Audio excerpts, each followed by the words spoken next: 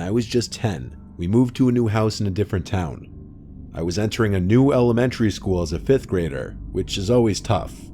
Starting out, it was a bit awkward, as all the kids already knew each other, as I was just some random kid entering the scene.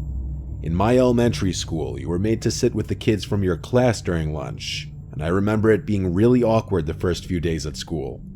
Kids are extremely judgmental around that age, and I was judged as the new kid, so it made making new friends more difficult. But those initial days of being the new kid on the block, I actually met a few of the kids on the block. One of the kids was Dan, who went to a private school, so we went to different schools.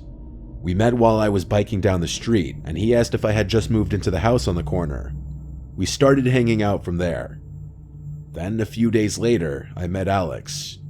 Alex actually rang the bell one day and asked my parents for me. I was confused when my parents called me to the door and introduced me to him. He said he lived down the block and wanted to know if I liked video games. Of course, I said yes, and he invited me over to his house to play Grand Theft Auto San Andreas. I didn't have that game, but I really wanted it, so I said yes. We walked to his house, which was literally the corner house at the opposite end of the block. Right away, I felt like the house looked less nice than every other house on the block. It was the same size as most, but it just looked run down and not taken care of. There was no grass. The front yard was just 2 big patches of dirt with a walkway cutting through them to the front door. We entered the house, and it was equally disheveled inside. It was like a house of hoarders. Boxes and junk everywhere in every room. He led us to the basement, which smelled like 15 cats lived down there. Weirdly enough, there didn't seem to be any pets. The basement was a pigsty. It may have been the messiest room in the house. We sat on this brown leather couch placed right in front of the TV. He had a GameCube and PS2. He booted up San Andreas and we played the 2-player mode, and it was actually fun, and in that moment, I thought I was gonna like Alex and would want to be friends with him.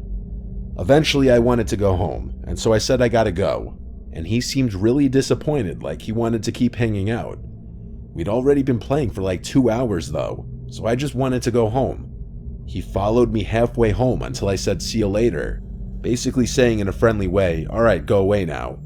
That was the first warning sign that Alex was a wacko, but I didn't find it concerning just yet. The next day, Alex rang the doorbell again and asked my parents if I could come play. This time we played GameCube in my room for about an hour. Not to sound mean or judgmental, but I was starting to not really like him just because I felt like he was weird and he made me uncomfortable with how physically close he got to me. The next day after school, he rang the bell again. I wasn't really in the mood and told my mom to tell him I don't feel good, so he left. I would rather hang out with Dan honestly because I just liked him more. That same day, I rode my bike up to Dan's house to see if he could hang out. He was down, so we started riding our bikes further up the block. And this was a mistake, because as we passed Alex's house, he came outside onto his front stoop as if he were waiting by the window. It was weird, but it was also awkward because I just had my mom tell him that I was sick before. As we passed, I told Dan that I hung out with that kid, and that I felt like he was slightly weird. Dan was shocked that I hung out with him, saying that whole family is crazy. I found out from Dan that Alex was actually a couple years older than me. He was 12. From this point, I decided to steer clear of him. The next weekend, Alex came to our door again asking for me. I told my mom before this already to tell him I'm not home if he came back, so she did that. But late that night, I woke up to my window completely open and a cool breeze blowing into the room. It was a chilly September night, so I most definitely left the window closed originally. Waking up to an unexpected breeze made me question who could have done that. Then I felt something poke my foot and I screamed. I looked at the foot of my bed and saw Alex. He told me to be quiet, it's just him. Before I could even ask what he was doing in my room, he explained that his parents were fighting and he wanted to sleep with me. He climbed through my window. I was in shock. I told him to get out. He pleaded with me to let him sleep in bed with me. Again, I told him to get out. Watching him turn and climb out of my window was a disturbing scene. I closed the window and locked it, and then went straight to my parents to wake them up and tell them. They couldn't believe it. The next day, my parents both went down the block to talk to Alex's parents, and when they came back, they said it didn't go well. Alex's crazy mom screamed and laughed in my parents' faces, taking no accountability for her son's actions. I'm sure my parents didn't want to get police involved because Alex was just a kid. But however many nights later, I woke up to knocks at my window. I had my blinds closed, but I knew for a fact it was Alex. I didn't answer. The knocks went on and on for like 5 minutes. I even heard an attempt at opening the window.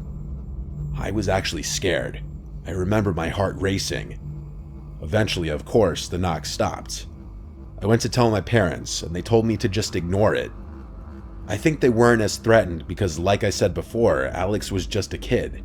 It was probably a few days later when Dan and I, along with another kid I made friends with from school, were biking from my house down the block, and when we passed Alex's house, I saw him run to the window as we passed, and he just watched. I told my friends about what happened, and they found it hilarious and fucked up. My other friend made a comment about how he sounds like someone who would live in a gross house like that. That night, for the final time, I woke up to a sound in my room. It was the sound of my window being shattered. I screamed like a girl as I saw Alex climbing through the window, through the closed blinds. I ran to my parents' room and woke them up. By this point, Alex was already back outside. My dad went outside and chased him all the way back to his house, with Alex making it back inside his house before my dad could catch up to him.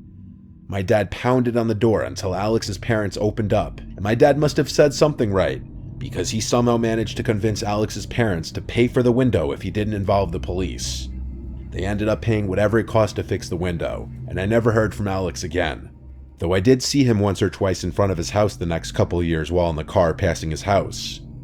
That family eventually ended up moving somewhere else, thankfully.